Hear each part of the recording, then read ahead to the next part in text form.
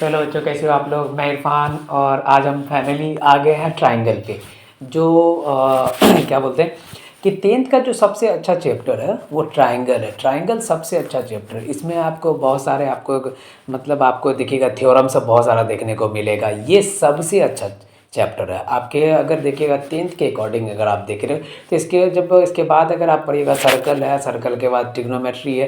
Trigonometry तो थोड़ा सा नया दिखेगा क्योंकि ये ट्रिग्नोमेट्री नया टेंथ से पहले आपको दिखने को मिला भी नहीं था, तो वो तो हम बाद में बात करेंगे। अभी हम सारे ट्राइंगल में देखेंगे ट्राइंगल में क्या क्या थ्योरम पढ़ना है, कितना मतलब कितना कवर करना है, टॉपिक को कितना कवर करना वो हम बाद में देखेंगे। अभी हम मतलब आज देखेंगे ही, साथ में हम ये देखेंगे कि हमको उतना तो क्या बोलते हैं कि देखिएगा ध्यान से कि पूरा जो है इतना कवर जरूर करा देंगे आपको कि जो कि आपको एग्ज़ाम में काम आ सके। ठीक है, कि आप 100% बना के आ सको। तो हम लोग जो सबसे पहले जो ट्राइंगल पढ़ेंगे उससे पहले हम लोग देखते हैं कॉन्ग्रेंट एंड सिमिलर ट्राइंगल क्या होता है। कॉन्ग्रेंट ट्राइंगल और सिमिलर ट्राइंगल क्या होता है, यानी कॉन्ग्रेंट और सिमिलर क्या होता है, सिमिलरिटी और कॉन्ग्रेंट। उससे पहले आप जानते होंगे कि ट्राइंगल क्या होते हैं, एंगल के बेस पे कितने ट्राइंगल होते हैं, साइड के बेस पे कितने ट्राइंगल होते हैं। ये आप लोग नर्सरी से पढ़ते हैं, नर्सरी इन द सेंस की क्लास 3, 4, 5 से ही पढ़ते आ रहे हो, तो वो पता होगा कि ट्राइंगल क्या होगा। कि तीन मतलब यहाँ ध्यान देते हैं कि ट्राइंगल सीधी सी बात है कि एक क्लोज फिगर होता है जो 3 लाइन सेगमेंट से मिलकर बना होता है, उसे हम ट्राइंगल कहते हैं। ठीक है, यहाँ से देख लीजिए ये क्या है कि एक क्लोज फिगर ABC एक क्लोज फिगर है जो 3 लाइन सेगमेंट से बना हुआ है। इसे हम क्या बोल रहे हैं, ट्राइंगल बोल रहे हैं, जिसके 3 वर्टेक्स है, 3 एंगल है, 3 साइड है।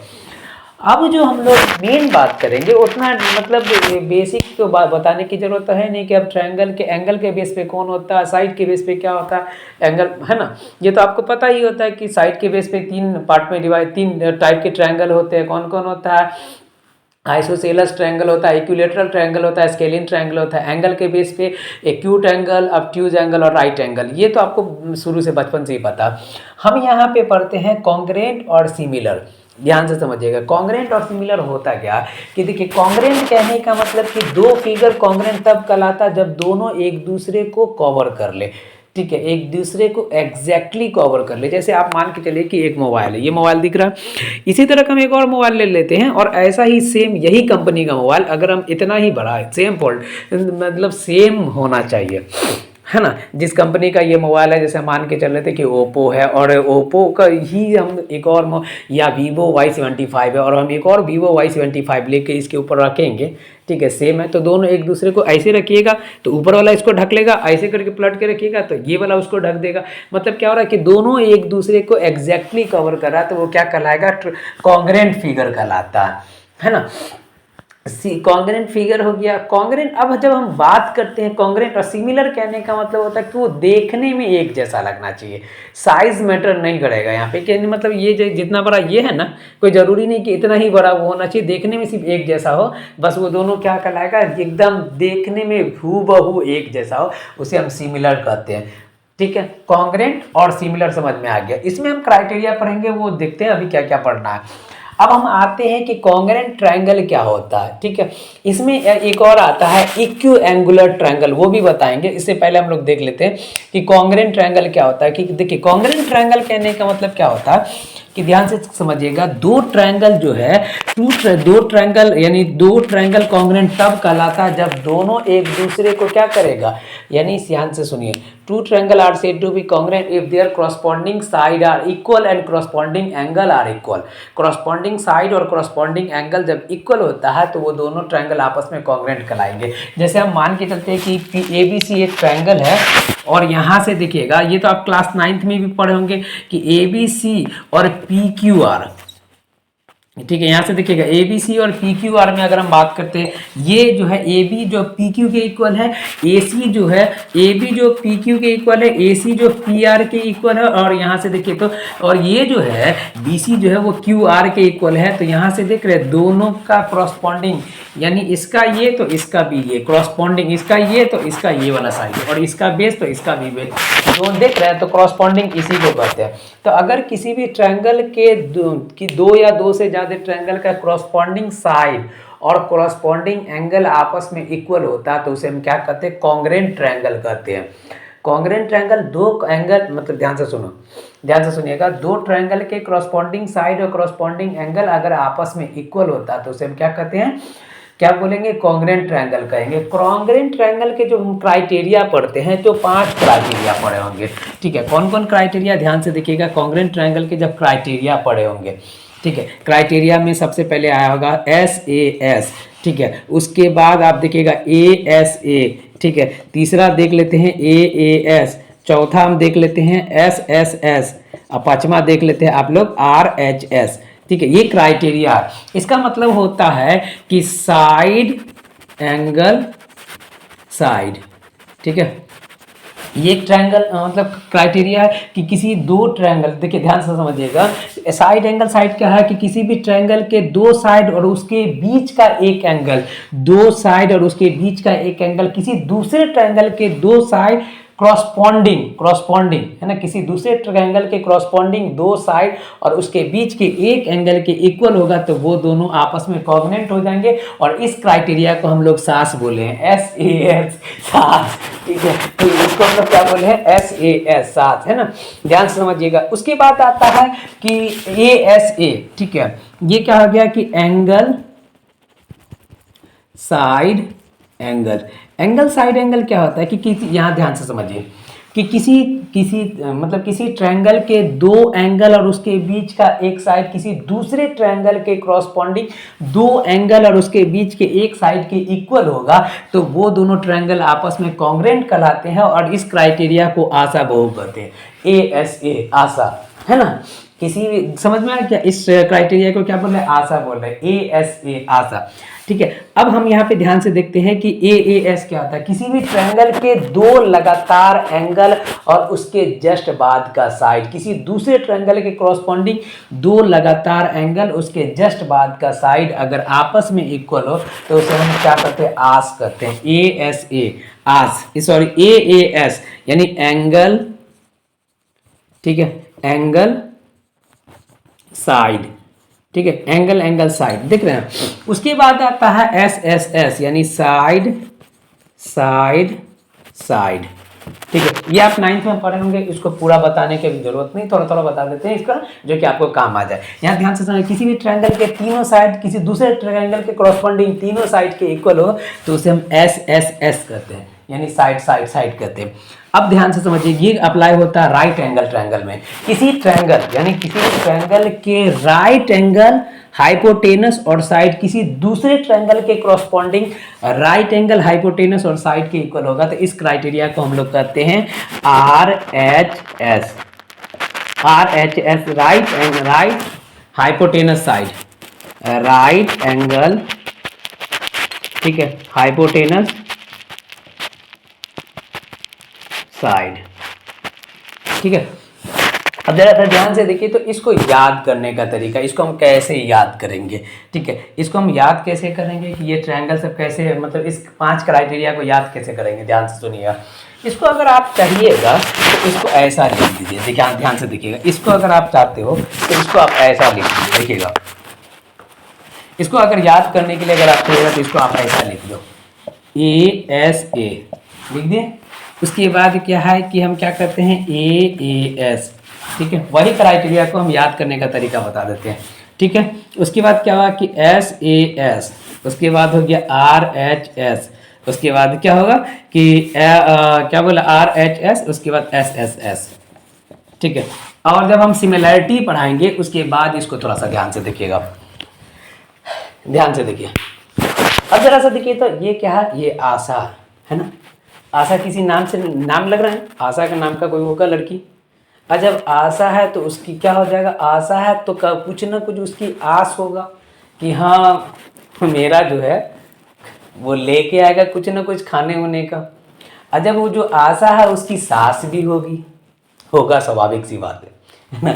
आशा बैठी हुई आस में कि उसके सास कुछ ना कुछ लेके आएगा, पर लाया कुछ नहीं, है ना। और ऊपर से सास गुस्सा गई, अब मारी राइट हैंड साइड से, राइट हाइपोटेनस बोलो ही ज़्यादा, ठीक है। अब जो आशा थी वो क्या होगी, रोने लगी, कैसे, सिसक के, SSX, एस एस एस, सिसक सिसक के रोने लगी। तो ये है याद करने का तरीका। आशा थी, आस में बैठी हुई थी, लेकिन सास आई, कुछ लाकर दी नहीं, ऊपर से एक थाप मार भी दी, right angle, right hypotenuse side है ना, यानी राइट हैंड साइड से मार भी दी, और वो जो आशा थी अब वो रोने लगी। ठीक है, तो ये था आपको क्राइटेरिया याद करने का। ठीक है, इसी में एक चीज आता है कि जब दो ट्रायंगल आपस में कॉन्ग्रेंट होंगे, देखिए जब कॉन्ग्रेंट होगा तो स्वाभाविक सी बात है कि उसके कॉरस्पॉन्डिंग साइड या कॉरस्पॉन्डिंग एंगल इक्वल होते हैं। ठीक है, जब दो ट्रायंगल आपस में कॉन्ग्रेंट होगा तो क्या हो सकते हैं, कॉन्ग्रेंट जैसे होगा तो उसके corresponding side and angle are equal. ठीक है, अगर कॉन्ग्रेंट है तो उसके कॉरस्पॉन्डिंग साइड और एंगल इक्वल होता है, जिसको हम लोग क्या बोल रहे थे, CPCT, यानी corresponding part of congruent triangle. इसको CPCT कहते हैं। CPCT मतलब क्या होता है, corresponding part of congruent triangle.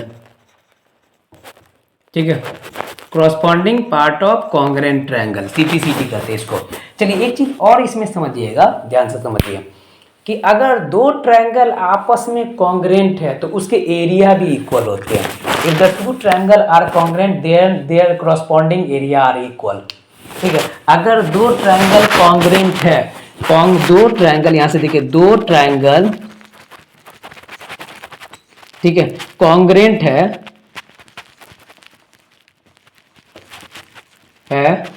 तो उसका एरिया भी इक्वल होगा।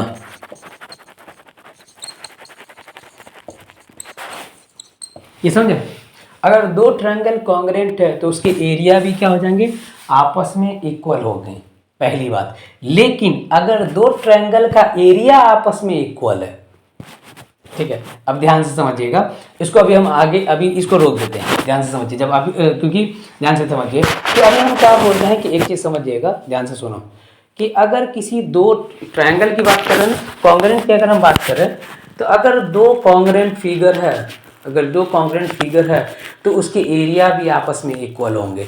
अगर दो फिगर का एरिया आपस में इक्वल है तो दोनों जरूरी नहीं कि आपस में कॉन्ग्रेंट होगा या नहीं होगा, हो भी सकता और नहीं भी हो सकता। इसमें एक चीज़ और ऐड कर दीजिए, यहाँ पे एक चीज़ और ऐड कर दीजिए, एक तो ये हो गया। दूसरा, अगर दो ट्रायंगल ठीक है कॉन्ग्रेंट है, कॉन्ग्रेंट को ऐसे शो करते हैं, ठीक है, अगर दो ट्रायंगल कॉन्ग्रेंट है, ठीक है, अगर दो ट्रायंगल कॉन्ग्रेंट है, देख रहे हैं दो इक्वल टू का साइन, उसके ऊपर उल्टा ऐसे लटका हुआ एस है ना, दो ट्रायंगल अगर कॉन्ग्रेंट है, ठीक है, तो उसके जो क्या बोलते हैं, तो दो ट्रायंगल कॉन्ग्रेंट है तो दोनों ट्रायंगल इक्व एंगुलर हो सकता है। तो देन क्या हो जाएगा, देन दोनों ट्रायंगल क्या होंगे, इक्यू एंगुलर हो सकता है। इक्यू एंगुलर कहने का सेंस क्या होता है कि जैसे हम यहाँ मान लेते हैं ना कि ये दोनों ट्रायंगल है और दोनों के कॉरस्पॉन्डिंग एंगल अगर आपस में इक्वल हो गया तो ये दोनों एक दूसरे का इक्यू एंगुलर कहलाएगा। इक्यू एंगुलर समझ में आ गया, दो ट्रायंगल है, अगर दोनों ट्रायंगल का दोनों कॉन्ग्रेंट है तो कॉरस्पॉन्डिंग एंगल इक्वल होगा ही। अगर कॉरस्पॉन्डिंग एंगल इक्वल है तो इसका मतलब ये दोनों आपस में इक्यू एंगुलर है। लेकिन यहाँ पे एक चीज और समझिए कि अगर दो ट्रायंगल है इक्यू एंगुलर है तो जरूरी नहीं कि वो दोनों आपस में कॉन्ग्रेंट होंगे भी या नहीं भी होंगे। जैसे मान के चलिए कि एक बड़ा सा हम ये ले लेते हैं इक्विलेटरल ट्रायंगल, एक छोटा सा इक्विलेटरल ट्रायंगल ले लेते हैं, दोनों क्या करेगा कि तीनों एंगल तो 60-60 डिग्री बनाएगा, तो क्या ये दोनों एक दूसरे को ढक लेगा, नहीं ढक पाएगा जी, ना ढकेगा ना। ये तो होता है बड़का होती हो कि ना होता ना बोले चल चल है ना, तो ये क्या हो गया, एक दूसरे से काफी अलग है। समझ में आया कि नहीं आया, कि ये क्या हो सकते हैं कि हम एक चीज और वो यहाँ पे हम क्या होता है कि दो ट्रायंगल अगर कॉन्ग्रेंट है, ध्यान से समझिएगा, दो ट्रायंगल अगर कॉन्ग्रेंट है तो दोनों आपस में दोनों ट्रायंगल इक्यू एंगुलर होगा, एकदम 110% हो तो है ना। लेकिन अगर दो ट्रायंगल इक्विएंगुलर है तो कोई ज़रूरी नहीं कि वो दोनों आपस में कॉन्ग्रुएंट होगा, ठीक है, कि इसकी कुछ गारंटी नहीं है, हाँ इसकी गारंटी नहीं है, अगर भरोसा नहीं है तो मेरा 5,034 रुपया वापस लाओ, है ना। तो यहाँ पे ये दोनों यही हो जाएगा, दोनों इक्विएंगुलर है तो कॉन्ग्रुएंट होगा या नहीं होगा इसकी कोई गारंटी नहीं। तो ये रहा आपका पूरा का पूरा कॉन्ग्रुएंट का, ठीक है। कॉन्ग्रुएंट के बारे में तो पूरा समझ में आ गया होगा, आप 9th में भी पढ़े थे, है ना। चलिए इसमें एक चीज़ और, कॉन्ग्रुएंट के बाद जो 9th में एक चीज़ और पढ़ोगे जो बीपीटी में काम आएगा। 9th में एक चीज़ और पढ़े थे कि अगर किसी दो ट्रायंगल है या दो फिगर है, ध्यान से समझिए, दो ट्रायंगल है, ध्यान से समझ, 9th में आप एक चीज़ पढ़े होंगे, जैसे क्या बोल रहे हैं कि दो ट्रायंगल अगर सेम बेस और सेम परपेंडिकुलर लाइन के बीच, सॉरी सेम बेस और सेम पैरेलल लाइन के बीच में अगर दो ट्रायंगल है तो दोनों का एरिया आपस में इक्वल होगा। ये 9th में आप पढ़े थे। जैसे मान के चलते हैं कि ये यहाँ से देखिएगा कि ये यानी ए बी, और यहाँ से ले लेते हैं, ये हो गया आपका क्या बोलते हैं, ये हो गया P और ये Q, ए बी पैरेलल है PQ के, ठीक है, ए बी पैरेलल है PQ के। तो यहाँ ध्यान से देखिएगा, अगर ए बी PQ के पैरेलल है, यहाँ से देखिएगा PQ के पैरेलल है, तो एक ऐसे बना देते ट्रायंगल, ये हो जाएगा AMB, ये ट्रायंगल बना, और एक हम ऐसा ट्रायंगल बना देते हैं, ठीक है, एक ऐसा ट्रायंगल बना देते हैं। ध्यान से समझिएगा, ये N ले लेते हैं। तो यहाँ पे अगर आप देख रहे हो तो triangle ABM and triangle ABN, इन दोनों को अगर आप देख रहे हो तो दोनों का बेस सेम है। दोनों का बेस क्या है, बेस आपको दोनों का हो जाएगा AB, और दोनों क्या है कि दोनों पैरेलल लाइन यानी AB और PQ के बीच, मतलब दोनों क्या है कि सेम पैरेलल लाइन के बीच में।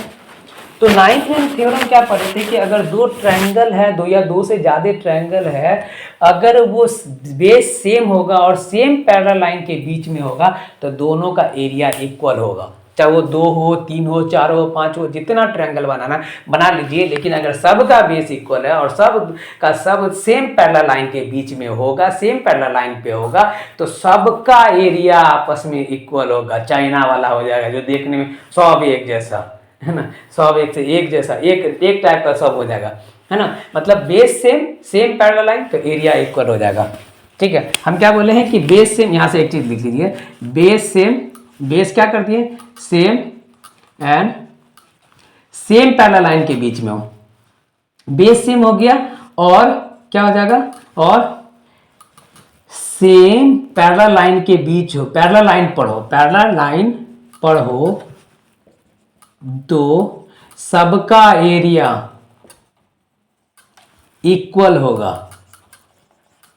इस चीज को लिख ही लीजिएगा, ध्यान से समझिए। अगर बेस सेम हो और सेम पैरेलल लाइन के बीच में हो तो सबका एरिया क्या हो जाएंगे, आपस में इक्वल ही होगा, ठीक है। सेम बेस हो और सेम पैरेलल लाइन के बीच में हो तो सबका एरिया आपस में इक्वल होगा। अब हम आते हैं यहाँ से, देख लीजिए, ये आपको बहुत ज़्यादा काम आएगा, ये वाला भी काम आएगा आपको बीपीटी जब हम पढ़ाएंगे, ठीक है। बीपीटी जब पढ़ाएंगे, बेसिक प्रोपोर्शनलिटी थ्योरम जब पढ़ाएंगे या थेल्स थ्योरम जब बताएंगे तो उसमें ये अप्लाई करेंगे, ठीक है, उसमें ये अप्लाई करेंगे, ठीक है। आगे देखते हैं। अब हम आते हैं कि ध्यान से समझिएगा कि सिमिलैरिटीज़ पे आते हैं। सिमिलैरिटीज़ जो है बीपीटी के जस्ट बाद हम सिमिलैरिटीज़ का कुछ बता देंगे, सारा थ्योरम बता देंगे, है ना, जितना थ्योरम यूज होगा इसमें, ठीक है। क्राइटेरिया 3 होते हैं, है ना, इसमें 3 क्राइटेरिया होता।